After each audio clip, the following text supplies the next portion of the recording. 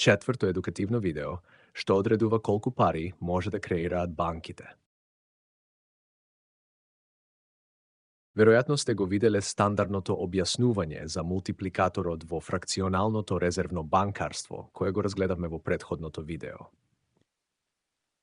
Во овој модел, банките мора да задржат процент од парите на своите клиенти во резерва. Вообичаено, процентот за резерви е 10%, што значи дека за секои 100 фунти депонирани во банка од страна на клиентите, банката мора да задржи 10 фунти во некој вид резерва. Ова значи дека банките може да ја зголемат понудата на пари до 10 пати повеќе од износот на вистинските од државата создадени пари. Но кажавме дека овој модел на банкарство е потполно неточен, барем во Обединетото кралство. За почеток, пропишаната резерва во Обединетото кралство не е 10%, таа е 0. Но уште поважно, процентот за резерви всушност би го ограничил износот на пари, што банките можат да го создадат само ако резервните пари навистина се извадени од циркулација и ставени во сеф или електронски еквивалент. Ако банката на Англија всушност бараше од банките да чуваат 10 фунти во готовина или централно банкарски резерви за секои 100 фунти што ги внесуваат на сметките на клиентите, тогаш тоа би ја ограничило понудата на пари на околу 10 пати повеќе од изnosновните пари, готовина и резерви во Централната банка. Во тој случај, моделот на пирамида би бил применлив.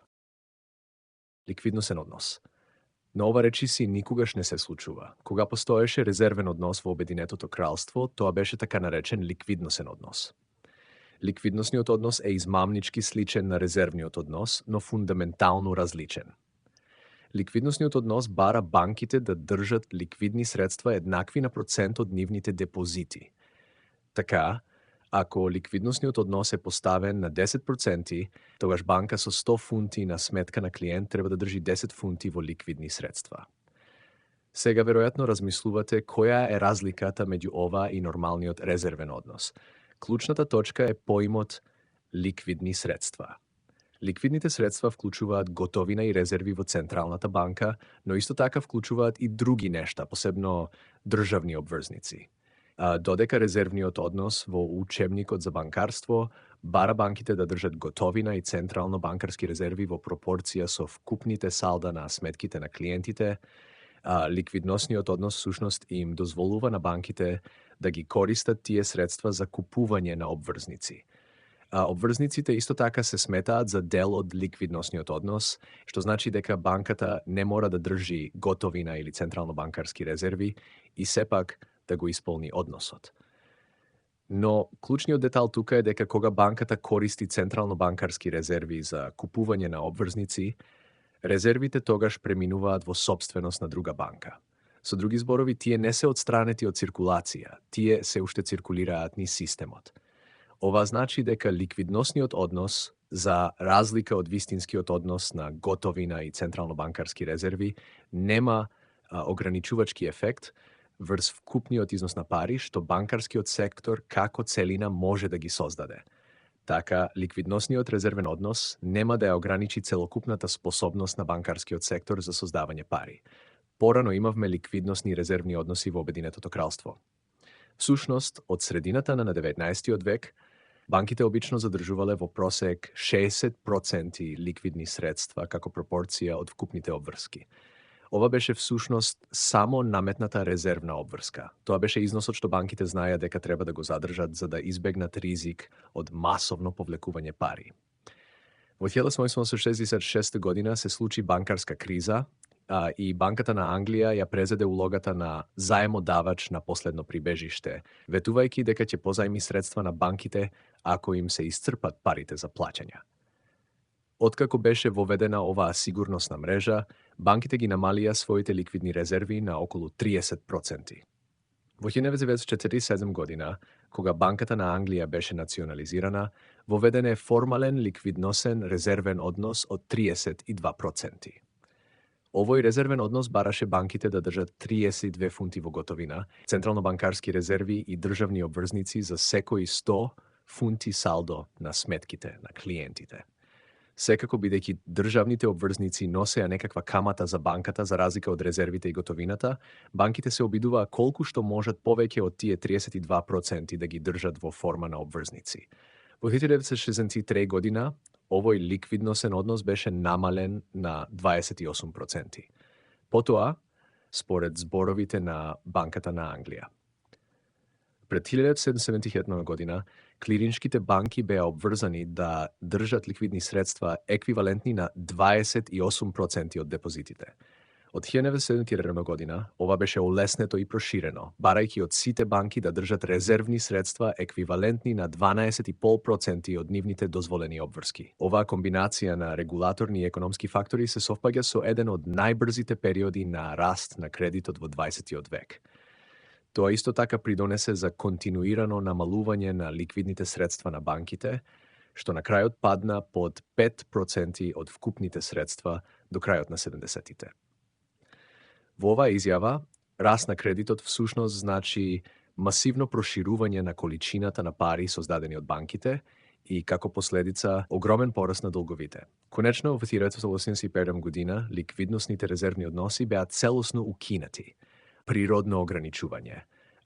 Ако Банката на Англија веќе не поставува ликвидносен резервен однос, дали постои природна потреба банките да чуваат ликвидни резерви во пропорција со вкупните сметки на клиентите.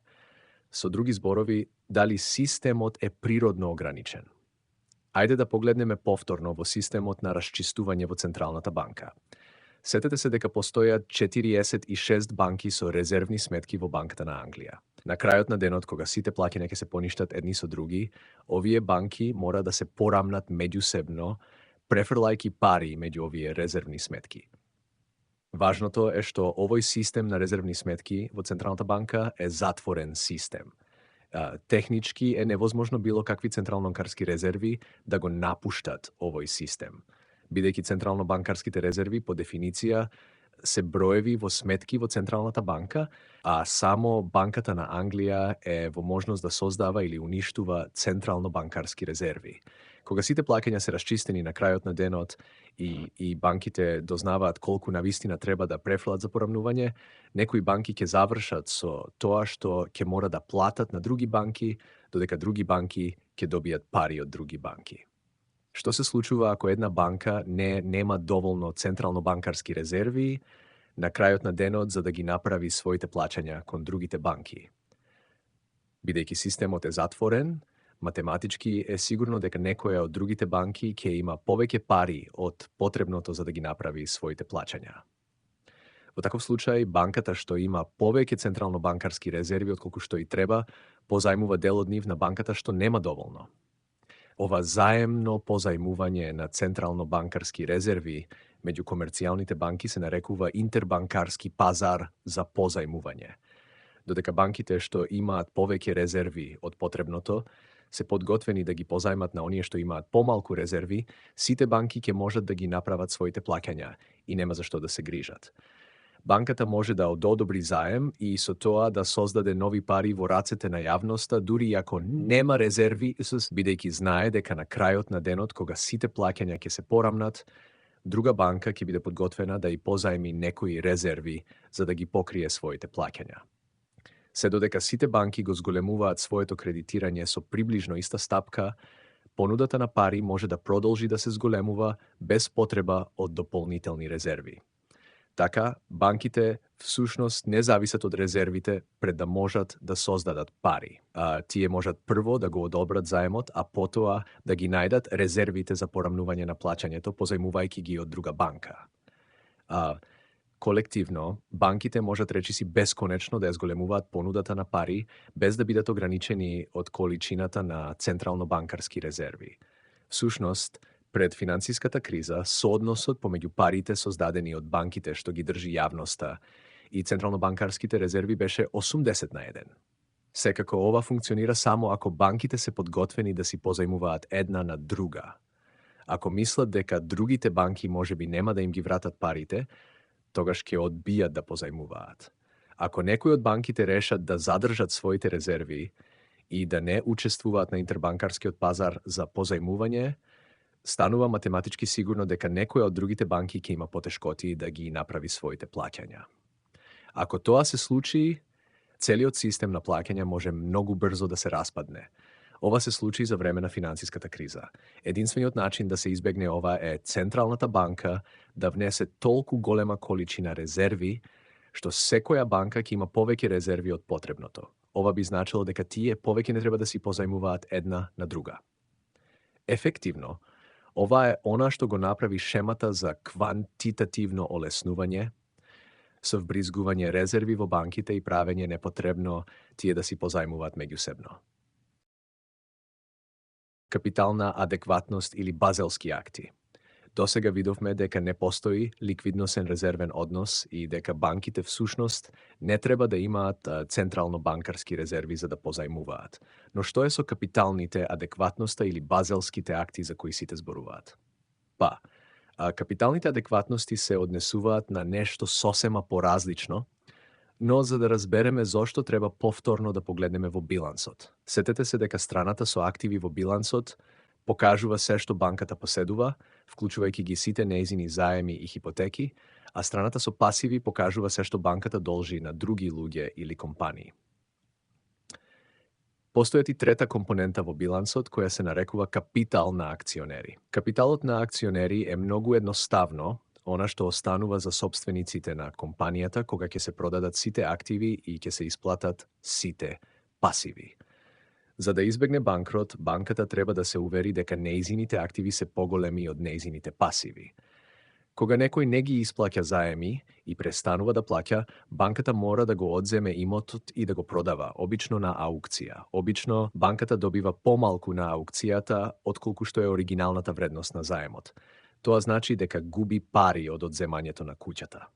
Хипотеките во билансот кои првично биле 250.000, сега се претворија во куќа која ќе се продава за помалку од 250.000. Кога заемите и хипотеките стануваат проблематични, тоа ги намалува активите на банката. Сега, ако само мал процент од заемите пропадне, нема проблем. Банките веќе очекуваат барем 1 или 2 од секои 100 хипотеки да пропаднат. Тоа е само дел од ризикот, а покрај тоа, каматите од заемите кои не пропаднаа треба да ги покријат овие загуби. Но, ако сите почнат да пропаднат истовремено, тогаш активите на банките може да почнат брзо да се намалуваат.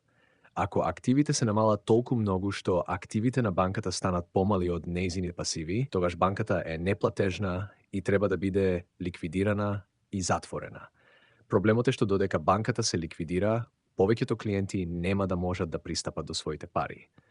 Ова може да предизвика големи проблеми во економијата и дури може да предизвика паника, која доведе до тоа луѓето да се обидуваат да извлечат пари од своите други сметки, што ќе предизвика и тие банки да имаат проблеми. За да се обидат да го спречат ова да се случи, постои нешто што се нарекува базелски акти или капитални адекватност. Капиталните адекватноста основно бараат банките да чуваат буфер кој е доволно голем да абсорбира било какви загуби на банките. Поголемиот буфер значи дека повеќе од заемите на банката можат да пропаднат пред да стане неплатежна. Не ќе навлегуваме во премногу детали за тоа како функционира оваа шема тука, но клучната работа што треба да ја знаете е оваа. Кога банката прави профит од своите заеми, тогаш овој профит го зголемува големината на капиталниот буфер. Ако нејзиниот капитален буфер е поголем, тогаш може да си дозволи да направи повеќе заеми. Така кога економијата се подобрува, способноста на банките да позајмуваат исто така ќе се зголеми. Ова води до зголемување на заемите, правење повеќе профити и дополнително зголемување на нивната способност за заем. Со други зборови, капиталните адекватноста не ги ограничуваат способностите на банките да создаваат пари кога економијата добро функционира. Меѓутоа, тие ја ограничуваат способноста на банките да создаваат пари кога економијата лошо функционира. И како што видевме, понудата на пари во државата зависи од кредитирањето на банките, што значи дека капиталните буфери ја прават нестабилноста во понудата на пари дури и полоша. Но важно е да се напомене дека резервите за капитална адекватност не се и никогаш не биле наменети да го ограничат колку пари банките можат да создадат или колку неодговорно кредитирање можат да направат. Станува збор само за обидот да се осигура дека кога работите ќе тргнат наопаку и заемите ќе почнат да пропаднат, банките ќе имаат доволно буфер за да избегнат банкрот. Што всушност го ограничува капацитетот на банките да ја зголемат понудата на пари. Видовме дека типот на резервен однос што се дискутира во учебниците никогаш не постоел во Велика Британија. Видовме дека ликвидносните односи постоеле биле намалени и на крајот укинати, а дури и кога постоеле тие само го ограничувале темпото на зголемување на понудата на пари, но не ставале ограничување на вкупната големина на која може да порасне. Исто така, видовме дека капиталните адекватности и базелските акти се однесуваат на спречување на банките да пропаднат кога заемите не успеваат, наместо да ги ограничат нивните опасни кредити или да ограничат колку пари создават преку кредитирање. И ако барањата за капитална адекватност можат да го ограничат кредитирањето по финансиска криза, не прават ништо за да го ограничат кредитирањето во време на економски бум. Видовме и дека не постои природно ограничување за тоа колку брзо банките можат да создадат пари. Тие знаат дека дури и ако не имаат вистински централно-банкарски резерви за да направат исплати, ќе може да ги позајмат тие резерви од други банки или дури од Централната банка. Сето тоа заедно сугерира дека единственото нешто што навистина го ограничува создавањето на пари е волјата на банките да позајмуваат, а нивната волја да позајмуваат зависи од нивната доверба. Со други зборови, понудата на пари во нацијата зависи од промените во расположението на банките и банкарите. Ова сигурно е лут начин на управување со економијата.